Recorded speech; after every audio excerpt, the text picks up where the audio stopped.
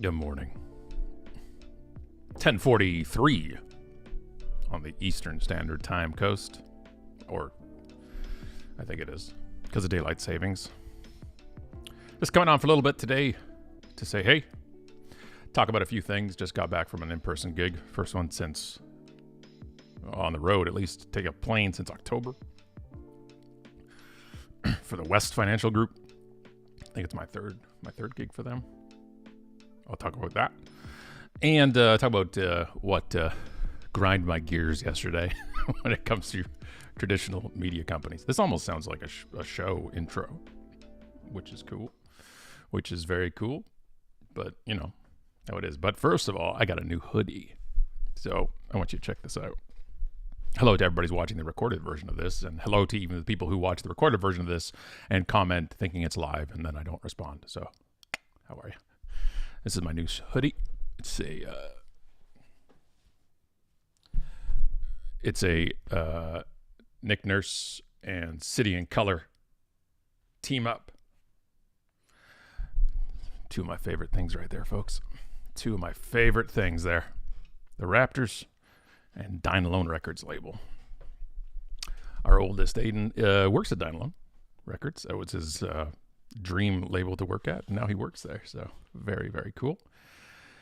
And he got me this hoodie. So, Aiden, thank you.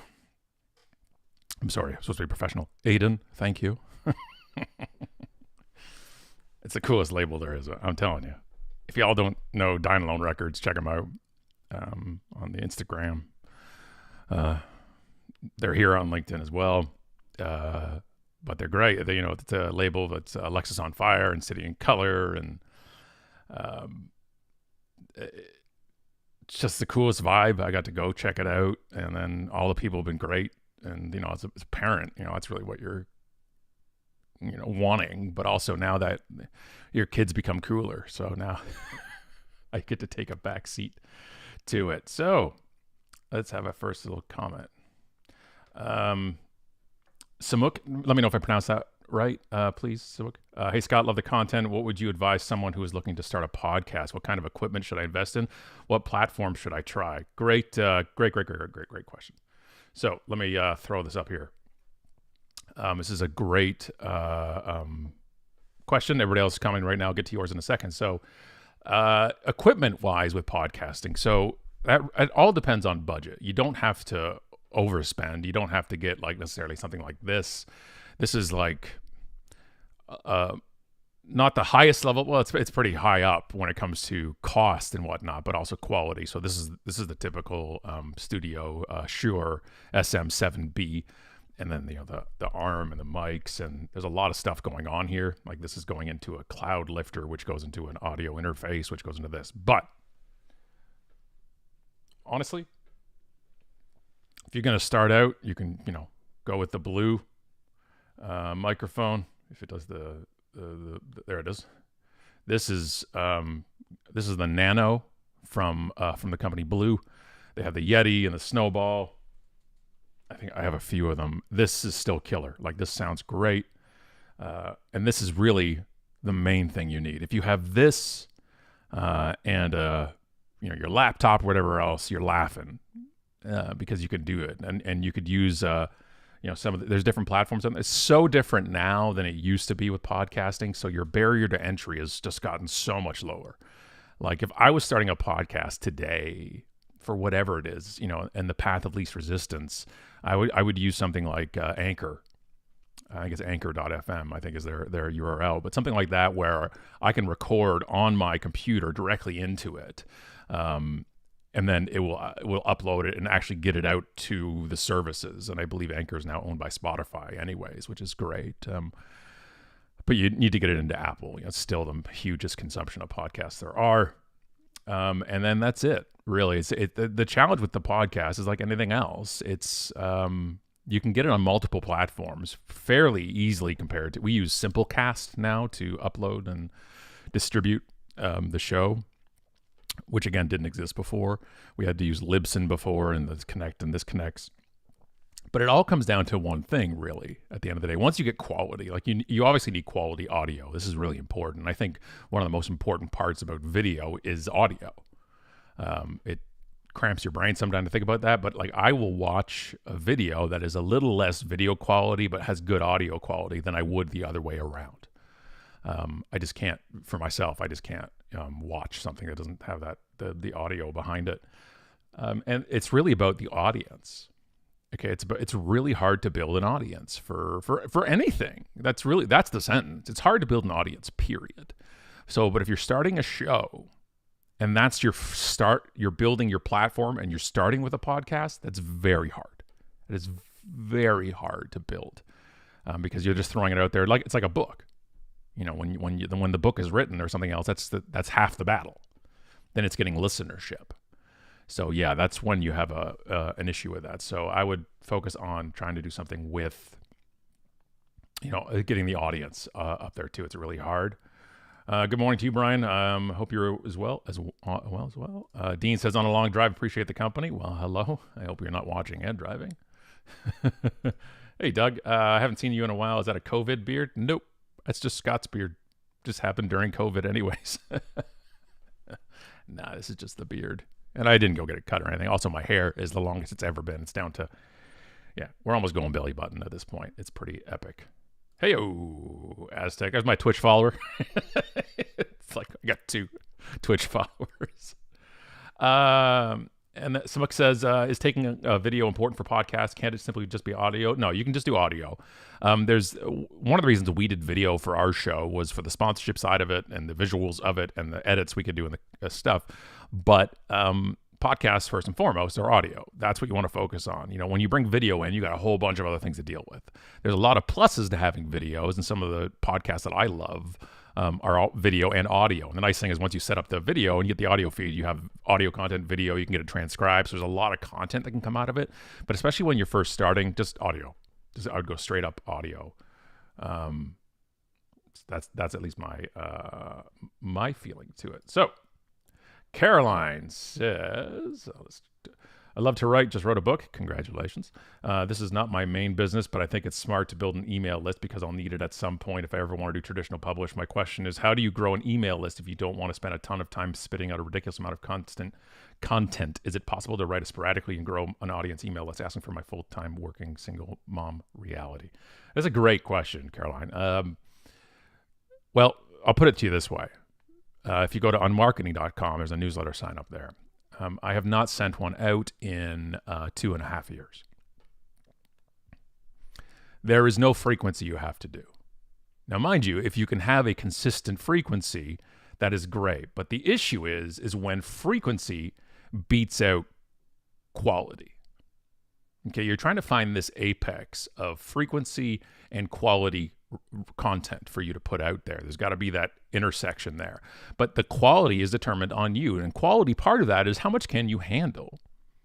So if it's going to be, if you think you can put something out once a month, then great. It's not about your readership, wondering when it's going to come in necessarily to me. It's about just giving yourself those goals and that planning. Can I handle once a month? All right, let's do it.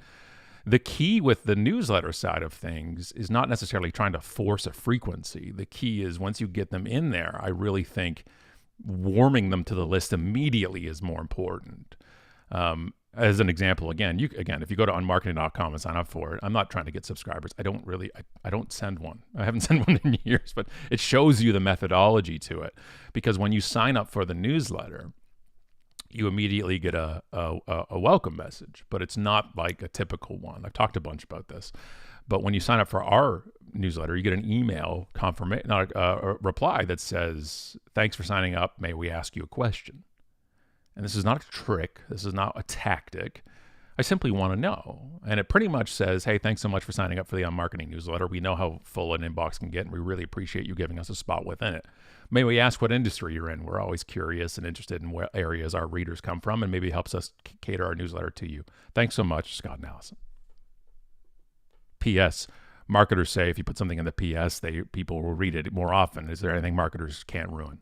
That's pretty much the reply. I get replies all the time from people. I start conversations with people in those replies, just to that. So not necessarily about do you have to. Content shouldn't be forced. Frequency shouldn't be forced. Frequency can give you a push if you're trying to say, oh, I should probably get something and kind of kick you to get you going, but it should never be forced. Nobody needs a newsletter for the sake of a newsletter, but they would need your content if it's compelling and if it resonates. I hope that helps answers you, Caroline. It's a good question. Hey, Abasek, so good to see you live. Thank you, Daylight Savings, right? What time you at over there? You got to be close to what? You 10 p.m. right now or 11 p.m.? This is Abasek, everybody. He's our Nepal correspondent. He's got the region covered for us over there. Always appreciate you. Always appreciate you. So thank you for dropping in to it. Oh, well, thank you. And thank you for saying I rock this early in the morning. It's very appreciated. So yeah, I was saying in the intro, I just got back from an in-person gig. I haven't been to one since October. And I got to go. One of the nice things about it was I got to go and speak for a client. Hang on a second. Abasek says 8:40 p.m. My goodness. Thank goodness for daylight savings. Wow. It's almost reasonable. It's an almost reasonable hour for you to be up watching this. I really appreciate you. Buy the dubs I have to add to your Twitch followers. I'm telling you, I'm coming for you. I'm coming for who do I know on Twitch? Who have I been watching on Twitch? I just love watching Twitch. I've been gaming since Atari. I don't game now like online with other people because it stresses the crap out of me. Who do I watch right now on Twitch, though? I watch Huskers. TP is there as well. But I watch on YouTube the Doc and Z-Laner, but I haven't seen him much. And Dr. Lupo I've been enjoying as well. So it's very cool. So I did the gig, and Mark, I'll get to your question here in a second about gigs. The nice thing about this one was it was for a repeat client, so I kind of already knew the group and the crew. And it was nice. It was really nice. The audience you couldn't have asked for a better audience for this. They were just, and for any speakers watching right now, when you walk out on stage and you get a vibe of how it's going to go. And I walked out on stage and I'm like, it's going to be a good day. They're so receptive, so into it. So it fills me, and it's something we don't get through this. I love doing this like this. I love talking to y'all when you come on and I get to say hi, and it makes us feel kind of, less isolated. But, that's what I was kind of built to do, is the stage. And I loved it so much. It was so, and when the audience gets into it, I get into it more. All right. I don't go through the motions. I'm very fortunate. This is what I always wanted to do, and I get to do it, and I love it, even if the audience isn't going crazy for it. But that was so refreshing for me. All right, Mark. Hey, Mark. I love this show. I'm a fellow keynote speaker. You don't have to introduce yourself, Mark. I know who you are. Where do you see our business going as we come out of COVID, hopefully soon? Yeah, so one thing is I want to put out there too, Mark, and thank you for saying we're not out of it. We're still in a pandemic, and I refuse to say otherwise. There's been a couple conferences recently out there, and they're saying now that it's post-COVID. Don't do that. Don't say that, please. We're not. We're just allowing our more vulnerable to have a really, really much, much harder time because we don't want to wear a frickin' mask. It's killing me. So where do I see our business going? I certainly see the appetite for in-person. I certainly see the ferocious appetite for it. I really think there's going to be a big impact, and there already is a big impact on this newer version of work, which is whether it's hybrid, whether it's any organization that is forcing their desk workers to come back in that have worked just fine from home this past couple of years. I don't understand you, and I don't think I want to. I know why you want them back in there, and I know, and it's all silly. It's all silly. You work with grown-ass adults. Give them the choice. What works best for you? If you really think you take care of your employees, that's it. So, Mark, why I say that, and I'm sorry for the tangent, but it doesn't take much these days, is that I think there'll be a bigger need for offsite.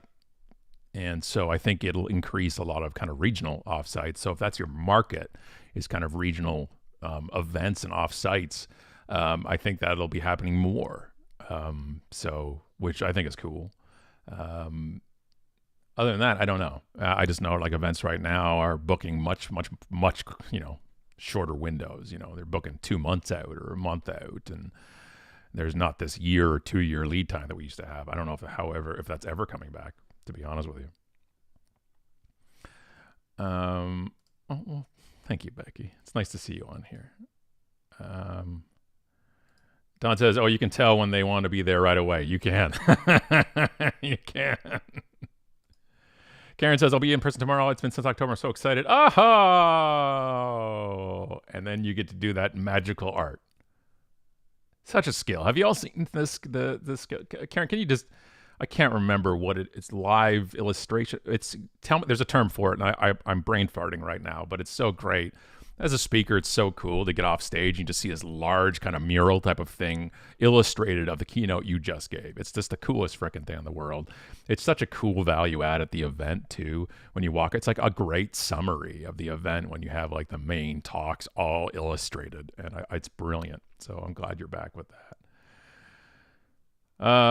Nicholas says, Scott, what are your thoughts on NFTs? Do you think it's a market that's going to last? I'm still trying to figure out exactly what their purpose is, honestly. Nicholas, with NFTs and crypto and everything else, I've opted out. I don't care about them. I have opted out. I don't want to. The audience, the market, the industry it's attracted is the opposite of the industry I want to be in. I'm not in the business of snapping necks and cashing checks. I'm not in the business of endless want and the endless desire for more and the endless pursuit of more. I'm not in the business of trying to is just making money. Making money isn't a business to me. Making money is a result of doing business well. It's way too ripe for scams. It's way too ripe for get rich quick, and y'all can just have your fun. There ain't going to be no un-NFT coming out. I promise you that. It's not for me. It's for you? Sure. Awesome. Mark, as an immunocompromised person, thank you for saying that.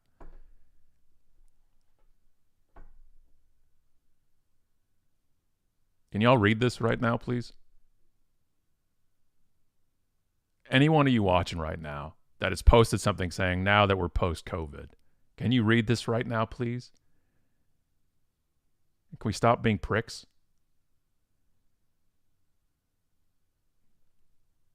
Every human is valuable. Everyone. You just got to wear a freaking mask.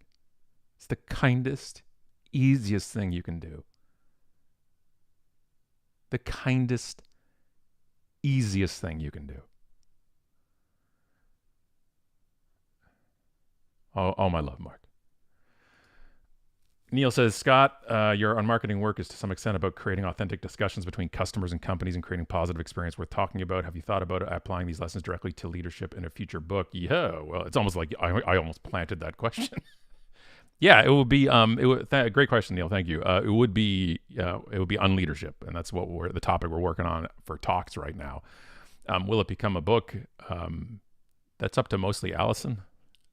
She's the writer, and so I think we're at the right time for UnLeadership. I think we're at the right time for, just rattling those trees a little bit, just shaking it up. It's time. It's time. Some people need a verbal punch in the mouth, and it's time.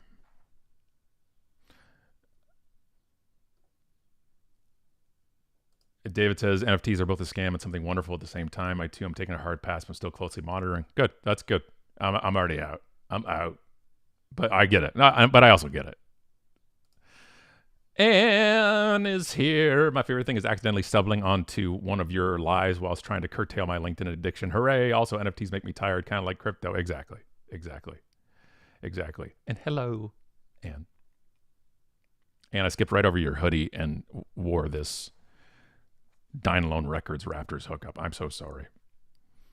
But the green does make my camera angry sometimes. So I'll wear the hoodie. Don't worry.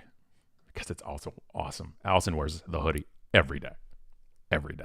Wears the House of Green hoodie walking around. Nick says, I just purchased UnSelling over the weekend, and I'm really enjoying the content so far. Thank you for constantly sharing your insights. Oh, that's very cool. Thank you, Nick. Yeah, UnSelling is also our favorite cover. Designed by the awesome Chris Farias and Hamilton. If you ever want to make a graphic designer really happy, just say, I want a cover of a book which is pretty much all white space. I have it here. Hang on.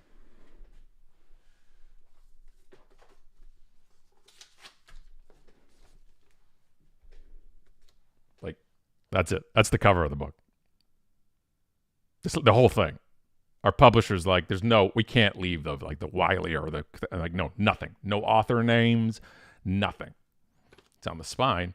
But literally, we're like, Chris, you want to design this? He's like, you're my favorite.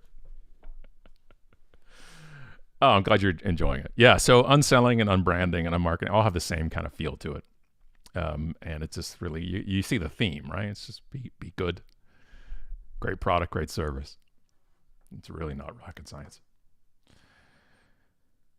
Government just lifted mask mandates. I'll wear mine. When I went to Starbucks the day after, and their employees are still wearing them, I was so impressed. Good. And then Neil says, tell Allison to start writing. No. No. But yeah, it's a topic that we're really ready to speak our sink our teeth into. Amanda says, speaking of leadership, I just landed a gig with my first team. What words of wisdom do you have for a new team leader building authentic trust? And it says two wild people. I don't know if it's a typo there. What words of wisdom do you have for a new team leader building authentic trust? You know what? To be honest with you, and by the way, congrats on that. I really think authentic leadership is about a real basic thing. And it's conversations and actions. It's not about getting up in front of a room and using a motivational quote or putting something up there or making a good statement of something. It's really the connection and the relationship. And if you want to be in a leadership sense, and that's your personality, a leader is really there to say, how do I provide you with what you need to do the job that we've hired you to do? And it's more of that servant leadership type of thing. And it's really simple. It's open communication. It's really opening those channels. But when you open those channels and somebody uses that channel and they get burned, that channel no longer exists. I love using stop, start, continue. I really would use something like that. I love the what should we stop doing, what should we start doing, what should we continue doing to ensure that you have what you need to do your job. It's so basic. And I just think being honest with people too. I think that we just don't say our true thoughts and our true motives for things, and a communication can really, really change that. Samuk says, what is step one for any kind of brand that has strong offering, great history, but zero identity and market buzz? I think you're contradicting yourself here. I don't know how a brand can have a strong offering and a great history, but no identity and market buzz. How do you have a great history with no identity or no market buzz? That doesn't make total sense to me. Don't hoodie shame me. You weren't here at the start. This is a gift from my oldest child from his record label, and it is a Dynalone Records Raptors mashup limited edition hoodie.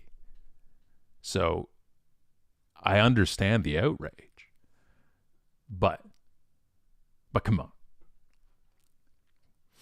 Dean says, how are Raptors going to do in the playoffs? Playoffs? This is how they're going to do. Come on, focus. Focus. There we go. Maybe another one of those. Give me another replica championship ring. I don't know. I kind of was giving 2 to 3 years kind of with this reset, but they're looking pretty nasty right now. Scotty Barnes, man. Scotty Barnes. I don't know how the Raps are going to do in the playoffs. All I know is I don't think any team in the East wants to face us. Does that make sense? I'm not being like sarcastic or like arrogant with that. I'm just thinking we can make it real messy for people right now, so I'm looking forward to that. So it's whole 3 people, okay, or whole 2 people. No, but don't. What I don't want you to do, Amanda, is when you get your first kind of or new leadership role, don't ever think it's only or whole 2 people. Leadership, it can be one person. And leadership is a verb. It's a John Maxwell line, and I'm really salty he came up with it because it's a great line, but it's true. But don't diminish it. That's important. Leading 2 people is very important. I don't mean in a pressure sense. I mean in a value sense. It's a very valuable position. Don't downgrade it. And congrats. It's a big deal. So congrats. I got an email from the 7 asking when the podcast is coming back. What? You become tenured and now you just get to be like this? Is that how this works, Sir William? It'll come back if it comes back, but we, like I was saying earlier on this live, we don't force anything. No, here he is. Justin, hey, could you text Brady and just tell him to make up his mind? How about Aaron and how about Rodgers and Brady just go buy an island and just go away? Just go away. I'm trying to rebuild an alliance here, people. Stop it.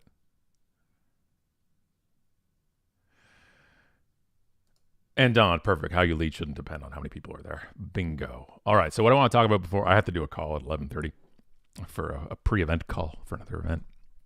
But one of the things I mentioned in the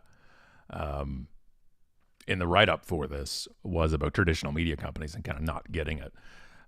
So one of the things that, obviously a lot of people like us, we've been, streaming and things like that. And so, most of our stuff we stream, it's Netflix or YouTube or whatever. We have DAZN here as well in Canada, which is amazing that you don't have in the States, which is we get NFL. It's like Sunday Ticket, but it's all streaming. You can show up to 4 games at once plus Red Zone, and it's like $15 a month, and it's the best. And we get all European things as well. We get soccer or football. Now we get darts and billiards and cricket and rugby, and it's amazing. It's just the greatest thing, one of the best things, because usually a lot of times in Canada we get screwed over a lot of times. Not as bad as Australia when it comes to certain media things, but like in Canada, you're not Canadian until you have a video you want to watch and it's a region block because you're in our country here. So one of the things we got was the TSN streaming app. TSN here is like ESPN in the States. It's one of our sports networks here. And we got the app so we could stream Raptors games because if the kids, are away at school or something, they don't have cable, but they can still stream the game. I'm trying to keep things legit here, right? We're trying to keep it legit. I don't need to go to some kind of stream that's not suggested or ripping off content or something. I want to do it right. I want to do it well. I love the fact that we can have on-demand stuff like this. So I decided yesterday to turn on the app because one of the nice things about that too is it has all the archives of all the 30 for 30s, the kind of the mini sports documentaries. And I say mini by being they're 45 minutes to 55 minutes usually, but they're incredible. I love 30 for 30. I love behind the scenes stuff. I love the sports industry. And so I decided to watch one, and it was the Red Sox one again from season 1. It's like the 4 nights in October or whatever, 4 days, whatever the thing was. It was just that great comeback. And I'm a Jays fan and American League East. Red Sox are our favorite people, but that was a heck of a run. And I've watched it like 6 times. It's just such a great put together piece. And so I put it on. I'm like, oh, and I have the DVD set. Like Allison got it for me for Christmas years ago. But so I don't have to get up. I can just stream it. Awesome. I put it on, and it starts with 3 commercials, unskippable, on the TSN app that I pay $15 a month for. 3 commercials. Then I watch it and I get the volume to where I want. And then there's the fixed commercial break that is made into it, just in case it's being played on TV. 3 more commercials, twice, I'm not exaggerating, twice as loud as the actual sound of the documentary. How bad old school can you get? You know, the thing about TV is the commercials would play louder than the broadcast itself. It's a tactic. I stopped watching. I turned it off. I don't want to replicate my cable TV days. I want to pay for your streaming service and then stream it. I'll pay it. Don't push commercials down my throat. I pay. It's the same as Netflix cost, except I'm getting a lot less value. When we had our podcast with CBS, when the On podcast was with CBS, they inserted ads into it that were 30 to 40% louder. What's wrong with you? This is not the same. It's not the same as radio. It's not the same as cable. This is different. You're all screwing this stuff up. You're killing me. You're killing me. Nicholas says, what band artists are you into right now? Other than City and Color, the jersey I've got, the hoodie. Yeah, I've been actually, it's been really nice. I've been walking Owen, who's our second oldest, and Aiden, who's our oldest, both in the music industry, kind of through some older music. It's really cool when your kids get to an age, and Aiden's 24 and Owen's 20, to introduce them to what your impactful music when you were growing up. You know, we've had this thing, you know, where when the kids get in the car, their whole lives, pretty much, they pick the music. It's a great way to keep a bond. It's a great way to learn new music and hear what they're into and appreciate it. But now, you know, I'm introducing them. So we're doing 80s right now. So Owen's into Hall & Oates a bunch. I got, you know, them into Fuel, and I just play Theory of a Dead Man. Make up your mind. It was just such a great song. Getting them into the old stuff too, playing some Our Lady Peace for them as well. Even old Metallica, like from Kill 'Em All. But for me, getting into some newer stuff, I'm just loving voices. I just love a killer voice. It's always been my thing. So like even today and yesterday, I said this in the last stream too, I keep rotating. It's Emily Sandé and I'm trying to think of who else I got on that list. Angels by Tom Walker. Loving Tom Walker. Some great songs, some great singing. Let me see who else I got on here. 1 second. Because I'm loving some of this stuff. It's really been... what else I got here? Sorry. I'm going to go to my Unwind and Relax. It's my Unwind and Relax playlist here. Freya Ridings as well. Love. I've been doing a lot of Shinedown. Enjoying it. Blue October Hate Me blew my mind. The band out of Texas. I didn't even know that existed. That was killer. Aurora. Oh, Running with the Wolves. Chills. The song gives me chills. Jill Scott, killing it. I just love these ballads. Clown by Emily Sandé is just, it's just poetry in my ears. What else do I got here? Been really enjoying some Brockhampton lately as well. Forgot about that. Got more into Meek Mill for the kind of the running mix, the workout mix as well. So that's amazing. Podcast. Yeah. I don't know. We'll let you know. Let's see if I got to get off this call this shortly. But let's see. Rock Power Trio. The Rock Power Trio, The Warning is coming to Canada. All right. I'll watch. I'll watch. Yeah. Fred Van Vliet or Greta Van Fleet. Yeah. Hey, respect to Greta Van Vliet, man. They haul, man. Yeah, and people are like second coming of Zeppelin. I'm like, I ain't arguing that. That's fact. Yeah. And Fred Van Vliet, well, that's our man. Oh, so it's speaking of that, the darkness. So great timing for this. The darkness, amazing. So the lead singer, is it not Nigel? I think it is. Anyways, love his YouTube channel. Love he breaks down talking about Greta Van Fleet and then a bunch of different things. I love his stories. He's a great storyteller. So here's one here. So sorry, LinkedIn user. It's just not giving your name here, so I apologize. Personal branding. If one has a strong, assertive personality that tends to be misinterpreted a lot, how can one successfully and positively influence people, win buyers? Being nice is not the answer. If one has a strong, assertive personality. You mean like me?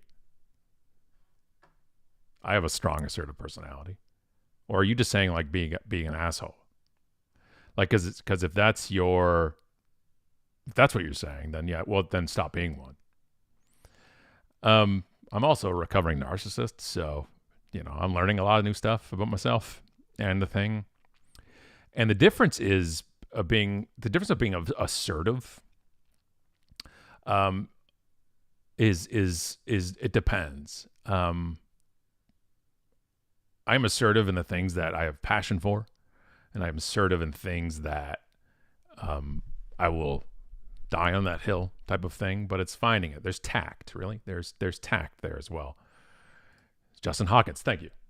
Don, you've just been coming with the right answers today. Thank you so much. Foolie's Clothing on YouTube says, have you always been streaming? I haven't seen anything since the UnMarketing days. And welcome back. No, I just do it when I want to. I do it when I feel it. And, this pandemic has been a lot for a lot of people, and including me. And this helps me kind of get back into the world and say hi and get my reps in and do my thing. So, that's why I do it. Anna says, any advice on how to drive a Newish corporate podcast? Thank you for saying corporate because there's different rules. If I was just saying podcast, it's one thing, but if it's corporate podcast, it's another. So driving a new podcast, and I assume you're saying driving an audience or getting an audience. It really depends on the purpose. Now, I don't mean purpose of a corporate podcast by in what your intent is, meaning, well, we just want to get more of this or this. I mean, how is success going to be measured for the podcast? And if that hasn't been determined yet, that's important. Okay? Because if it's based on number of listeners, you've pretty much already failed the corporate podcast. Corporate podcasts, or I guess we can call them B2B, depending on how you look at it, isn't about that quantity, like anything isn't. But it truly is about the conversation and the content that can come out of the show. So especially when you're starting one, listenership is a lot of really vanity metrics. I really would dial in on making it a really quality show. I don't mean necessarily like video and audio. I mean the content. As a person doing the interviewing, a good interviewer. And if not, how do we work on that? Are the questions boilerplate? What you don't want to do is start a business or corporate podcast and say the same crap you say on the website. A podcast should be a vessel to get content you could get no other way, through a conversation. We don't need another corporate podcast saying, so where do you see the industry going in 5 years? They answer, and then you're like, all right, so next question. The key to conversations to me, to interviewing, is the follow-up questions. So if you're asking a VP somewhere or a vendor, you're interviewing a customer, get their opinions on things on the industry. Nothing to do with you. Okay, this is not a commercial. The best commercial corporate podcasts give answers to questions people are asking, give opinions and viewpoints people didn't think of. And it gets them out there, or even humanizes more people in the industry. You could interview employees at your company and just say, let's put a name to the face, for crying out loud. I really think we can go that way. I really think you can. I really think corporate podcasts aren't about the numbers, especially to start. You don't want it to be a vanity project and just sits there and nobody listens or consumes. You want it to be to make a point. But also, How are you handling it? Like, is it guests? If you're having guests, and are they outside of the company? And if so, one of the best things you can do for that too is if you want them to share it with their audience potentially, make it as easy as possible. I cannot state how many shows I've been asked to be on or been on and just expect me to promote it. You know, instead of making it easy for me to promote it. And how is it the easiest way? Is when I see I'm mentioned on LinkedIn or Twitter about it, I can just click, share it myself as well. Easy peasy. And always appreciate the guest. Don't make the guests work. They're bringing the value. Don't make them work. Don't ask them for questions ahead of time. Don't do the research. Impress them. Watch Hot Ones. Watch the interview skills on that type of thing. Do some research and work on it too. And no, not generally being an a-hole. Oh, good. Okay, good. Then no, assertiveness, no. Then be it. Assertive's good. And by the way, if you know, it's passion is contagious. Conviction is contagious. If you really believe something, then you give a damn and you believe it, and people really connect on that. I really believe that. I really, really do. Don says audio is critical in a podcast. Get a decent microphone. Doesn't have to be super expensive. Lots of good USB ones. Yeah. So I mentioned that earlier on the broadcast here. Here's something that you can just use. It's a blue. This is the Nano. Fairly inexpensive, especially compared to this type of setup.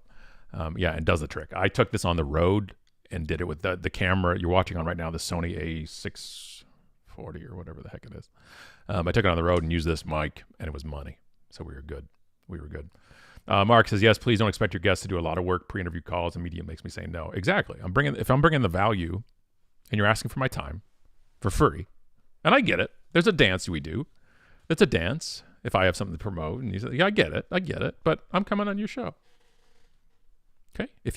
Here's the thing. Whoever asked should do the work. So if you're asking a guest to come on your show, you do the work. If the guest is asking to come on your show, they do the work. See how it works? Right? Nice and easy. All right, I got an event pre-call to do right now. So yeah, I'm going to kick off here. Thank you all for hanging out, whoever did. Appreciate you. Appreciate all the questions, all the comments. Take care of yourself. Be kind to each other. Wear a mask. It's not over.